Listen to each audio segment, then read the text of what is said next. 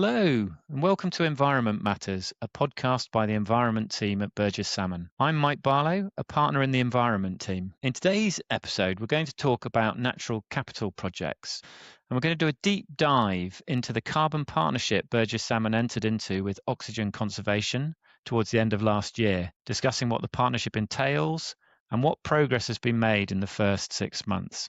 We're also going to take a look at recent developments and issues affecting natural capital projects more widely across the UK. I'm going to hand over to Sarah Sackville-Hamilton, a director in the Environment team, to lead the discussion.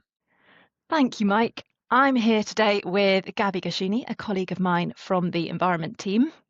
Hi, Sarah. Great to be here. Thanks, Gabi. And we're also delighted to be joined by George Pawley and Chris Winter from Oxygen Conservation. George is General Counsel and Chris is Director of Natural Capital. Oxygen Conservation is a leading natural capital asset manager whose purpose is to scale conservation in the UK and more recently in Europe as well. They're a long-standing client of our firm as well as our partner in the exciting carbon partnership that we're going to be discussing today. Thank you so much, George and Chris, for joining us. It's really great to have you with us today. Hi, Sarah. Hi, Gabi. Great to be speaking with you this morning. Yep. Hi, guys. Looking forward to it. Great. So before we dive into having a chat about our work together under the Carbon Partnership, it would be great to hear from you, George and Chris, about Oxygen Conservation's work and ambitions within the natural capital sector, for those of our listeners who might not be familiar with who you are and what you do. So Oxygen Conservation, we're just turned 5 years old as a business. We set up 5 years ago with a goal of trying to scale conservation. From our perspective, conservation and nature has systematically been undervalued and underappreciated. And we've seen historic damages and losses to nature that we're trying to address.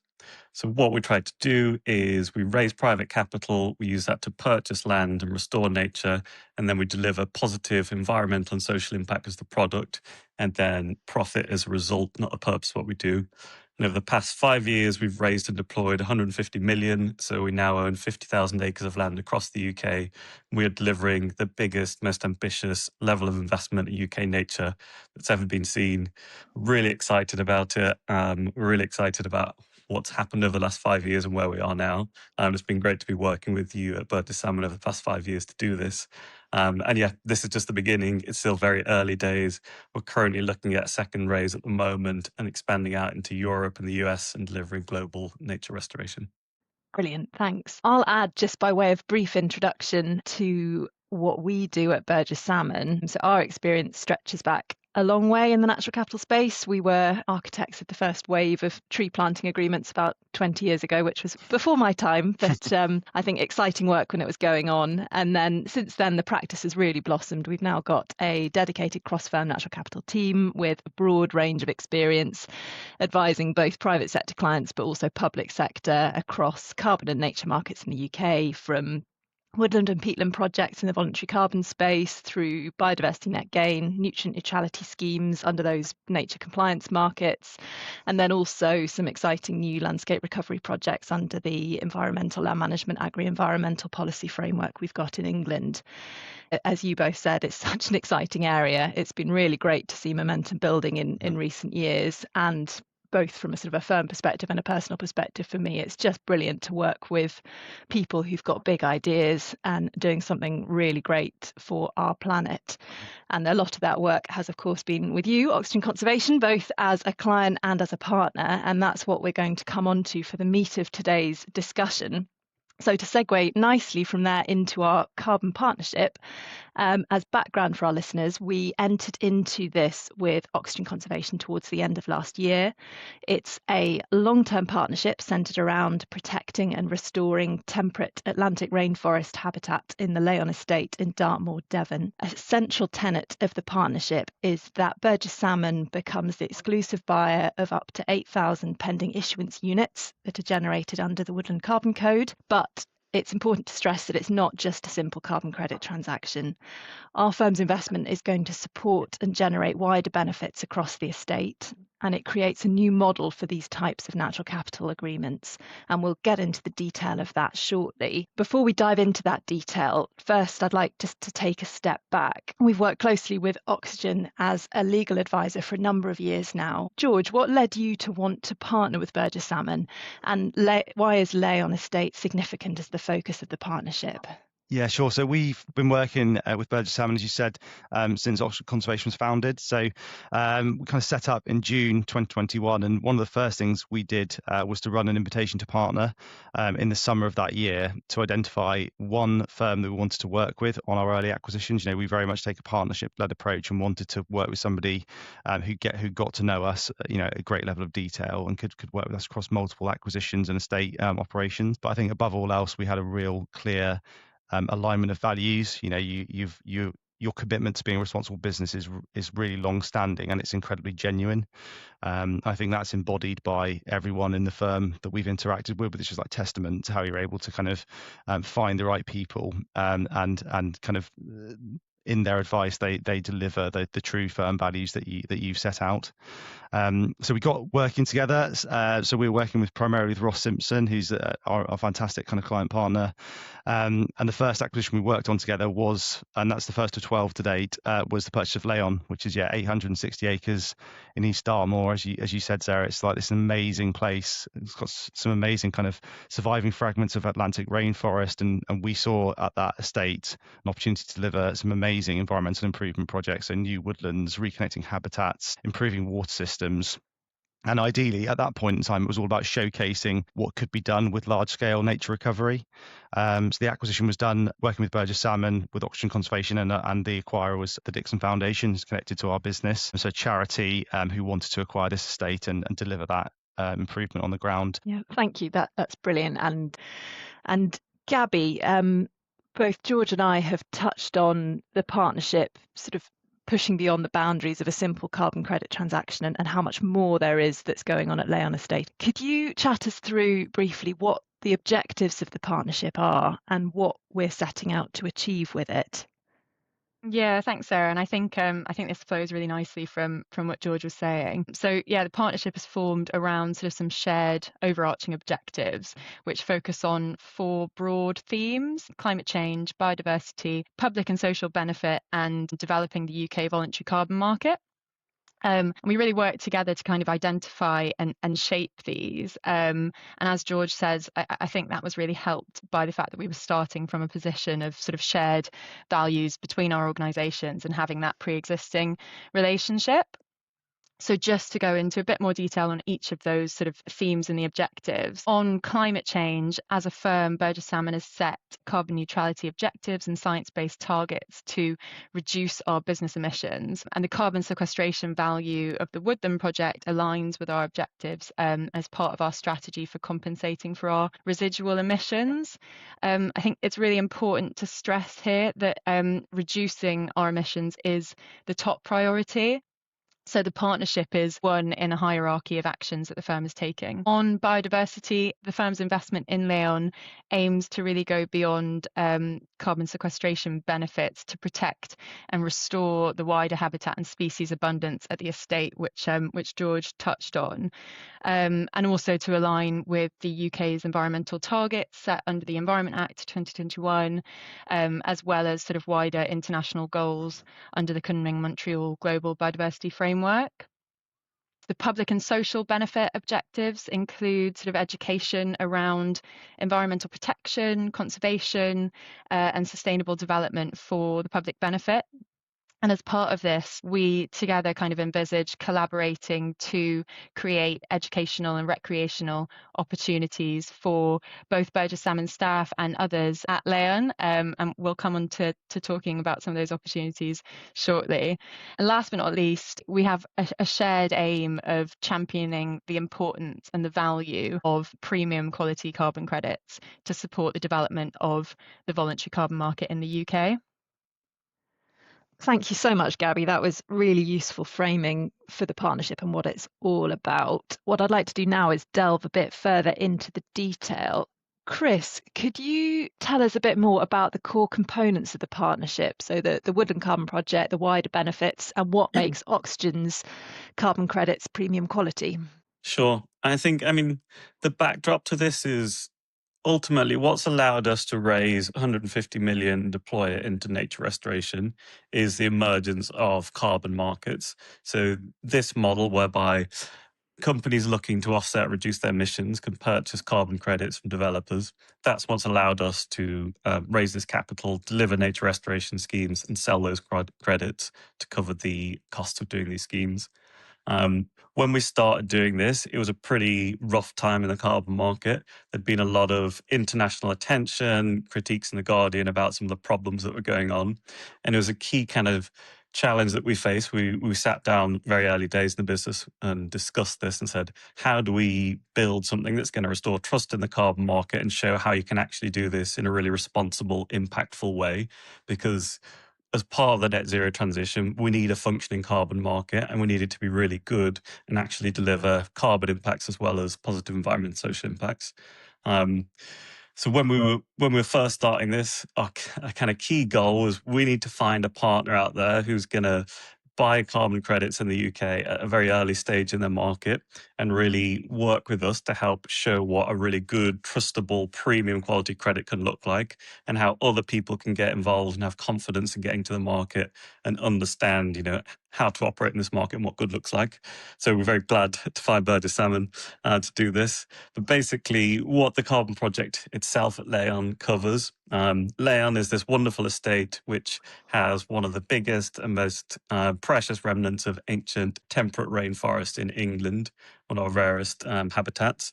And this runs right down the heart of Leighon, around the sides of the rainforest. It's been pretty heavily grazed over years and has lost a lot of the tree cover that make up that rainforest habitat.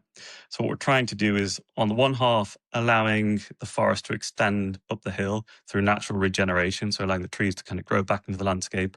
And then in other areas, selectively across this state, planting pockets of native broadleaf temperate rainforest habitat so that it can connect up the existing remnants of rainforest with the other patches of rainforest throughout Dartmoor. So this will create one of the biggest, most connected and most beautiful habitats in England. And it's incredibly exciting. It's not just planting trees for carbon's sake and getting as many trees as possible. It is restoring a rainforest from the ground up in an ecological way. And a byproduct of that is that it's going to sequester carbon over the next 100 years. So that's the core of the woodland creation side of it. And in doing so, this is providing huge benefits to biodiversity. So it's reintroducing habitat for key species like dormouse and pied flycatcher and pine martins. And we're working on various projects to bring those back to the landscape, as well as improving water quality. So it's shading the rivers, it's reducing pollutant runoff into the water, it's adding debris for fish to live in and feed on. And alongside the biodiversity benefits, it's also a key goal for what we're trying to do at Oxygen is look at how we can provide positive social impact alongside positive environmental impact. So we're also looking at how we can provide housing in the landscape for communities to live there, create new jobs in the landscape to support rural economies, provide opportunities for education and access to nature so people can engage with what was previously a very inaccessible area, opening it up and allowing people to get there. And then also looking at how we can provide organic, regenerative food within a landscape that's also balanced for nature. So there's a lot going on. It's a big, complicated, exciting project. And this is it's not a quick, easy, one-off project. This is going to take decades, if not hundreds of years to actually come to fruition. So a key part of this for us was trying to find a partner that wanted to be in this for the long term. We weren't looking for a one-off transaction where, an organization said, I bought a credit, I've done my bit, I'm not interested in what goes on next. We wanted someone who'd be there year after year, getting a part of the estate, getting their hands dirty, getting engaged with the volunteering, getting really excited to be part of that project. Thank you so much. And Gabi and I and Mike as well have all visited the estate, including a recent trip at the end of May, which we'll say a bit more about in a minute. And it's just fantastic to see the work in action. We're now about 8 months into our first year of the partnership. Chris, could you chat a bit about what progress and impact has been made on the ground at Leighon in that time, and looking ahead, what the upcoming milestones for the partnership are? Sure. I think first off, all the trees are in the ground now, and we've had our first sort of summer and winter and got through the most vulnerable stage of early tree growth. Then, again, what we touched on before was around this idea of premium quality credits. And a kind of key part of that for us was we wanted to make sure that the team at Burges Salmon were able to see and visualize and impact and connect with the credits they bought. I think a big part of the loss of trust and transparency in the carbon market was people buying carbon as a commodity that was then exchanged and sort of lost any tangible connection to it. So we wanted to make sure we had a really good system that was in place so that the team could understand exactly where that carbon is, what's happening on the ground, and really connect to it. So one of the things we've been developing over the last 12 months is a really detailed monitoring and reporting and verification system. So what this means is every year we fly around a LiDAR drone, which measures in kind of centimeter level detail everything that's happening across the estate. And then we've developed these really sophisticated machine learning algorithms and neural networks that can identify each single tree across the estate in full 3D and measure super accurately how much carbon is in those trees. And then using this information, we presented this to the Burges Salmon team as an early kind of prototype with a kind of dashboard so that they can see their carbon. But a lot of what we've been doing is try to make a really visual connection between what's happening on the estate with the team so that people can see what's going on. And then also going beyond that, being able to go to the estate themselves and see the trees and kind of create that connection between the carbon offset and the actual restoration that's happening on the landscape. And this level of kind of attention to detail and extra kind of effort that's gone into the monitoring reporting, it's really, this is a kind of step change in how accurate people have been in the carbon market before. It's sort of, it's a huge increase and improvement in the level of accuracy and transparency and traceability of what's happened in the carbon market. And this has been recently reflected. B0, who did a independent carbon credit rating for Oxygen's carbon credits, which achieved AA status, the highest ever rating for nature-based solutions in the world. So it's really recognizing the kind of quality and effort that's been put into this scheme and the quality of the credits that have been delivered. So yeah, a lot of what we've been doing early days is getting the trees in the ground and making sure we've got the systems in place to monitor and report and see what's happening on the ground to make sure those credits are really good quality. Brilliant, thank you. In terms of the sort of in-person visits rather than the digital dashboard, as I said, I went at the end of May with a group of about 15 from Burges Salmon, and we had a great time taking part in some practical conservation work. Did a bit of, it was a very, very hot day, but we did some rhododendron clearing and some bracken control, which was quite therapeutic, actually, looking at the bracken. That's the team getting involved in the wider stuff that's happening outside of the tree planting project. We're now now that the trees are in, we're looking at what the rest of the scheme can look like. So that means taking out invasive species like rhododendron, starting to clean up the river systems, starting to plant new hedgerows and create new ponds and create that wider mosaic of habitats, which not only provides environmental benefit and wider habitat for biodiversity, also increases the kind of resilience of the carbon and the woodland scheme by providing that kind of mix of habitat. So it's not just trees on their own. Yeah, absolutely. And while we were down, we sort of had a tour around the wider estate and being chatted through the different bits of activity going on and how the whole puzzle fits together was just brilliant and made a real difference for our team in understanding the impact behind our credits and the value of investing, the real value of investing in nature-based solutions. And yeah, it didn't hurt that it was the most glorious day of May sunshine. So the estate was looking absolutely stunning, a very inspiring day out. Gabi, I know you went down on an earlier visit quite soon after we signed the partnership. Yeah, I would just echo everything that you said, Sarah. I went down with a team at the end of last year, and we had a brilliant guided tour around the estate. And it really just helped to bring it to life and really understand sort of where the investment is going. So I also wanted to pick up on Chris, the MRV platform. I think that's a really exciting part of the partnership and definitely an example of where you guys are sort of offering that wider value. We had a brilliant live demo recently from you, Chris, and a couple of your Tech Whiz colleagues, I think Laura and Doris, who came into the office and showed us, sort of talked us through the prototype you've built and kind of explained the different AI models that they're using to identify and estimate the carbon content at an individual tree level, and then sort of how that correlates through to our credits. And I think, Chris, as you said, you sort of showed us how that data will be visualized and communicated to us, which is a really important part of it. And I think that granularity and accessibility of the data and that platform, which we will all have access to, are brilliant for us, not only for the sort of enhanced monitoring and transparency benefits, but also to help us kind of communicate and educate about the impact of the project. I think it was also great to have that opportunity in the demo session for us to kind of feed back to you as you're developing the platform, so that you could sort of tweak it and adapt it to meet our needs. And I think that's a really great example of the strong collaboration that really underpins our partnership. And yeah, we're all really excited to see the platform, how it progresses and when it goes live. Thanks, Gabi. And I think sort of changing focus slightly, but building on that theme of collaboration you've just mentioned, these types of projects are complex. Lots of people and companies operating across the voluntary carbon market are going to be grappling with those complexities and I think seeing similar issues. Gabi and George, if you could reflect on our progress so far, are there any lessons that you think we can share with the market in terms of what's worked well in the partnership, as well as what aspects have been more challenging for us to wrestle with? And on a positive front, let's start with what's worked well. I think for me, what's worked well is the fact we did a great deal in the first place. There's not enough transactions in the voluntary carbon market. So I think, the fact that Burges Salmon were willing to take a lead on this, and probably learn by doing to some extent. And I think that was certainly the case on our side as well, was really exciting. It does take a lot of energy and a lot of motivation on both sides to want to deliver something really impactful. So that's amazing. Obviously, incredibly importantly, the investment the firm has made is helping us to fund this nature restoration at scale, and providing all the biodiversity benefits that go with that, which go far and beyond carbon, which is absolutely fantastic.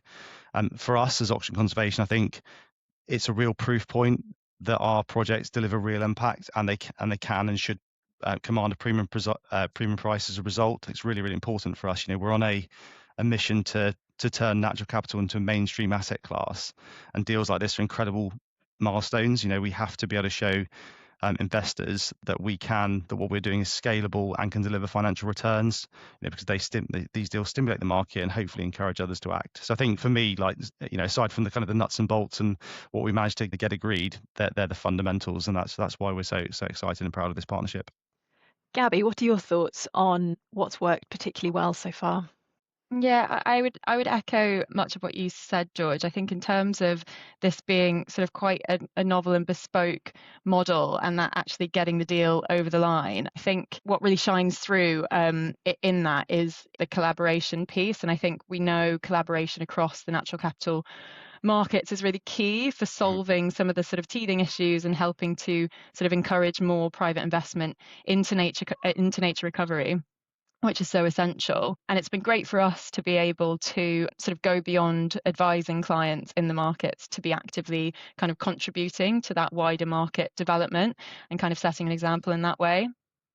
I think I would also say, I think for each of us, the sort of long-term partnership structure creates real benefits. I think for Burges Salmon, a key piece is that sort of having the opportunity to fix the price of credits early acts as a hedge against the risk of future price inflation and volatility in the market. And that in turn helps us with sort of internal forecasting and budgeting for our kind of long-term transition planning, and effectively sort of puts a price on carbon for us, which I think is really interesting and valuable.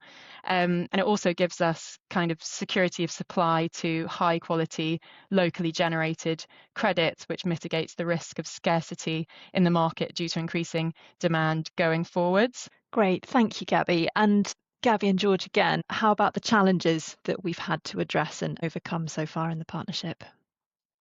Yeah, I think Gabi mentioned collaboration. I think that was really important because we worked on the contract across quite a few months, and it was a case of identifying and resolving issues effectively as they presented themselves in real time. So there was lots we had to figure out, and I think we both learned a lot through the process. So I think going through some of the challenging and knotty areas of delivering a carbon deal, such as things like shortfall, is really, really tricky to get right.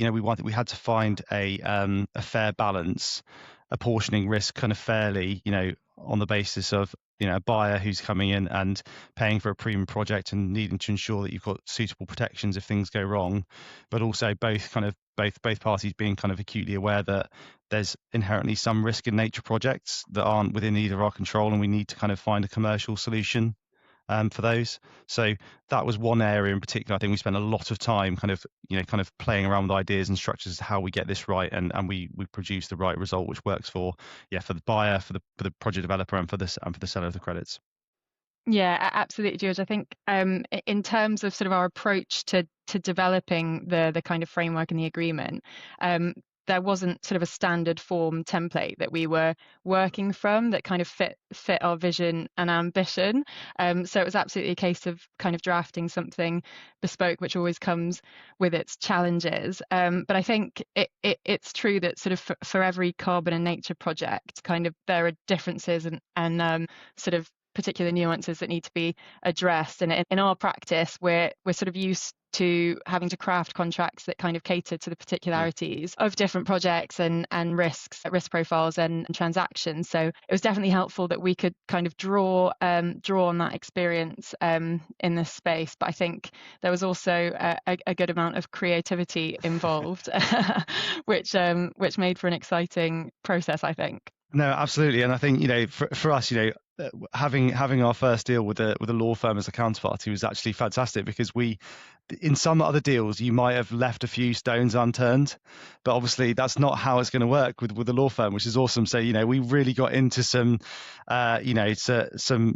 points that really helped shape our wider thinking on how we should structure these deals. So unlikely things like, what's going to happen if in the event the estate gets sold and you end up working with a different partner who has got a very different mission, that was really interesting to work through.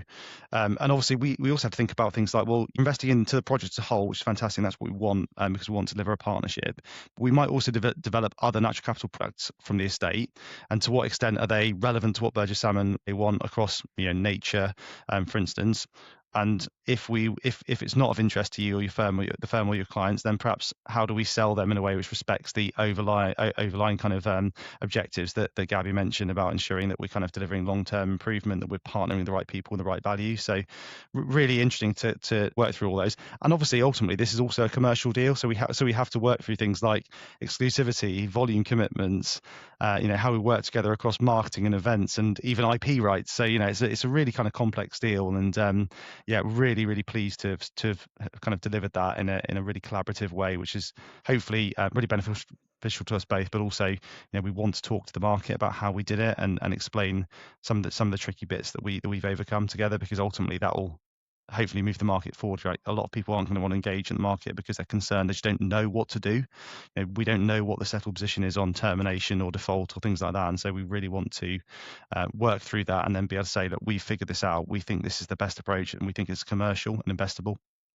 Gabi, if I could just pick two of those knottier issues that George has just mentioned, would you be happy to chat through a bit more sort of what the issue was and how we addressed it? And the first one I thought would be great is shortfall, and then the second one is transfers of interest in the estate. Yeah, absolutely. I think on shortfall, George, as you mentioned, this is sort of a key area and a key concern for Burges Salmon, as I think is the case for sort of any buyer of carbon credits. It's about ensuring that there are appropriate remedies available should an event occur that does lead to shortfall in the quantity of pending issuance units or verified units delivered as compared with the number that was anticipated at the time of purchase. The Wood and Carbon Code buffer scheme does offer some protection for verified carbon units, but it doesn't for lost PRUs. So contracts are really key for putting the Wood and Carbon Code buffer scheme rules on a contractual footing and kind of defining what remedies should apply in cases of losses of PRUs. I think as this is a long-term investment for a buyer, in this case Burges Salmon, a primary consideration is agreeing remedies that could sort of sufficiently mitigate any future losses and act effectively as a hedge against inflation of prices in the carbon market, as I touched on before. You said, George, and this is obviously true, that nature-based projects carry inherent inherent risks. We can't completely control nature, and it's really important for both parties to kind of recognise this and come up with something reasonable that works for everyone. And that's something that we've always been really clear on with our clients when advising them. And in terms of how we actually catered for this, one example is by distinguishing between how avoidable loss, so loss arising from negligence or seller default, should be dealt with as compared with unavoidable loss, so loss caused by things like natural disasters outside of the seller's control. And another example is tailoring remedies, so they reflect how the risk profile of the project will evolve over the project period. So, for example, in the establishment phase, where there's sort of more active management on the ground, versus the kind of maturity phase when the woodland is more sort of established and mature, where there's potentially less intervention involved.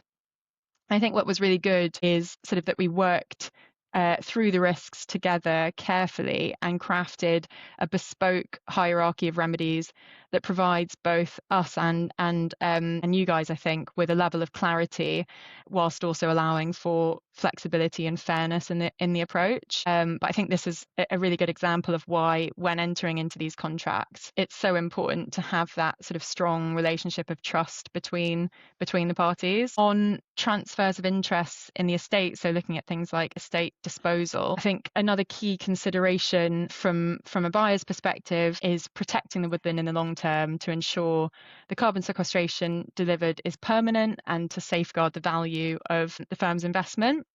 I think that's particularly important in PRU purchases in the UK, where there's a relatively long timescale for PRUs to convert to verified units.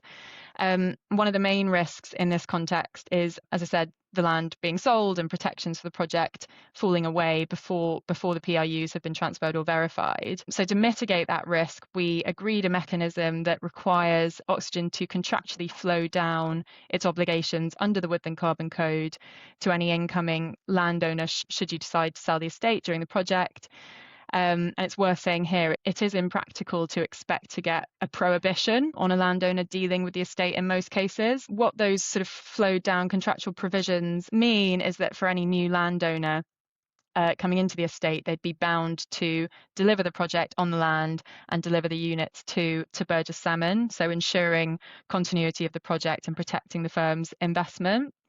I think another important factor here was ensuring that any incoming landowner is suitable and suitable and appropriate as a replacement partner, George, which you touched on. And I think this just comes back to that sort of relationship of trust. You wouldn't, as a buyer, want your new landowner to have a kind of a record of nature damage or sort of willful environmental harm. I think we got to a point where we agreed provisions that kind of provide us with a sufficient level of comfort that any future replacement partner won't sort of prejudice the project or Burges Salmon's interests. Thank you so much, Gabi. That was a brilliant bit of insight into those two knotty issues. In the time we've got remaining together today, I wanted to take a bit of a step back from our specific partnership and have a look at the wider natural capital landscape in the UK. It's a very fast-moving space. There have been various recent developments in both law and policy that are going to be affecting nature-based projects across the country. So I thought it would be great to chat through some of those briefly. I'll share a few of my thoughts first, and then it would be great, Chris, if you could be ready to share your thinking as well. For my part, I think there's a clear policy focus in the UK on driving private investment into natural capital and recognising its role as critical natural infrastructure. We can see this in the government's environmental improvement plan that was published last year, in sector-specific nature-positive transition pathways that have been developed since, and then in the land use framework for England that was published a few months ago. But there are barriers that need to be overcome to drive that private investment into natural capital. Those include the complexity and uncertainty of engaging in nature markets, the limited supply at the moment of high integrity verified UK carbon and nature credits, and the lack at the moment of an incentive or imperative to buy most forms of nature-based credit. For the voluntary markets like voluntary carbon, there isn't at the moment a regulatory framework to provide investor confidence in the quality and integrity of the credits that corporates are purchasing. This means that the legwork is currently done by a patchwork of different market assurance standards and by the legal agreements that we've just been talking about to cover project delivery and credit sales. And that all increases the complexity of engaging with these markets. It's one thing, complexity is a delightful challenge if you've got a law firm, but for other people accessing these markets as buyer, that's tricky. There's a DEFRA-backed BSI Nature Investment Standards Programme that's seeking to help to address these issues by serving as a robust assurance system that's common across all nature markets. So it'll be interesting to see what comes of that. The voluntary nature of these markets also means that there isn't a regulatory requirement to participate. So the market success at the moment is relying on businesses building their own internal business case for investing in nature. Regulatory levers are going to be important to delivering the scale of nature recovery that's required in this country and for unlocking the necessary private investment to make that real. Disclosure standards are going to be part of this, and we've got some recent proposals to make disclosure against the UK sustainability reporting standards mandatory for some organisations, and that I think would be a significant development in this space. Another important regulatory lever is obviously compliance markets. So as well as voluntary markets like carbon, we've got a mandatory portion of the market. So compliance markets like biodiversity net gain, those have also got plenty going on and aren't without their challenges. We've got ongoing legislative changes, proposals and delays, which are creating some uncertainty. For example, various new exemptions to the mandatory BNG requirement have recently been introduced. The date for bringing nationally significant infrastructure projects within the scope of mandatory BNG keeps being pushed back. And then sort of my last bit I was going to mention is that there are ongoing delays and challenges surrounding the integration of nature-based solutions like the Woodland Carbon Code projects into the UK emissions trading scheme. So overall, there's a lot going on, but the lack of regulatory certainty is a real challenge to investor confidence. Chris, could I pause there for your thoughts on all of this? Yeah, I mean, you summed it up well. There is a lot going on, and I'll preface what I'm about to say with the UK is a global leader in natural capital, nature restoration, environmental policy. You know, the policies that are here are incredibly supportive of this market, and in a lot of ways, they're really bold leadership. For example, BNG is it's a globally leading policy mandating biodiversity, offsetting. There's some really great stuff that's happening in the UK, not without its challenges. And I think we're recording this in the middle of London Climate Action Week. There is a lot of talk. There's kind of been a common theme I felt throughout the week of talk about what is the role of government in these sorts of markets. Do we want them to be heavily involved, or should it be stepping back and allowing the market to take over? And it is a really kind of interesting, back and forth at the moment about what the government should be doing. Broadly, there's kind of two areas where I think there is a really key opportunity for government. You talked on demand, but that seems to be the key thing at the moment. The voluntary carbon market, it doesn't have significant demand for units at the moment. Demand is growing, and as we move towards 2030, 2040, 2050, people are increasingly setting targets, and we're seeing demand for credits grow over time. But as you said, this is still a voluntary market, and it's not compliance driven, so we're depending on the will of corporates and organisations to do the right thing. I think there is a much greater role for government to shore up demand in the market. A lot of talk about integrating Woodland Carbon Code into the emissions trading scheme. That would provide a systemic change in the market and compel companies to offset their emissions through woodland creation, which I think could be really positive for the market. But getting that over the line politically, that's not without its challenges, and it's been talked about for probably 5 years, so it's not happening quickly. And we've seen with biodiversity net gain, there was this incredible political push to get that over the line, get that into legislation, which created this new market. And we saw, hundreds of millions of pounds being invested into nature restoration across England to deliver BNG projects. We then saw a new Labour government come in, step back from BNG and say, we're going to actually pull the entire market. And then you turn on that and say, well, we're just going to tweak it around the sides. But that level of uncertainty, it just is extremely difficult to raise money for long-term projects that deliver nature restoration, not knowing if the next government is going to be supportive of it and, or pull it back. So that sort of uncertainty around demand is really difficult for governments to get right. I think on the supply side, there is this sort of increasing morass of legislation, regulation, protocol standards around carbon markets, which I think is a reaction to some of the stuff that happened in the past. There was a need for better standards and better quality principles, but now it feels like there's almost so many, it's very difficult to know which are the right ones and how to navigate that. And I think some sort of approach to coordinate and simplify and you just make it clearer how you can act in this market in a good way, it would be really useful. And I think almost the last thing we need at this stage is another set of standards into the carbon market. And then at the same time, I think supply side, we all have these great big targets across the UK to deliver nature restoration.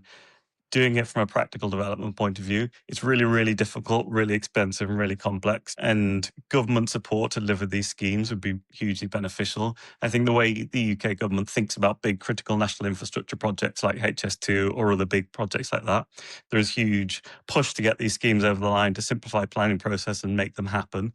I think we need that sort of energy and push to get big nature restoration schemes over the line, because otherwise they just sort of sit in this category of very difficult to approve and very complex schemes. We've just had 2 in Scotland that have been delayed by a year for extra survey work and regulation that was not anticipated at the beginning of the projects. And that kind of year delay, that means 1 million trees in a tree nursery have got to wait for a year before they can be planted, which creates huge risks to the supply chain. A number of fencing contractors and other smaller companies are now out of work for a year. It puts such incredible pressure on these really big, complicated schemes that I think helping to, one, say that these are really important schemes and we want to support them and get them through, and then actually sort of facilitating and allowing nature restoration, that would be really positive for, making it easier to get nature restoration schemes delivered.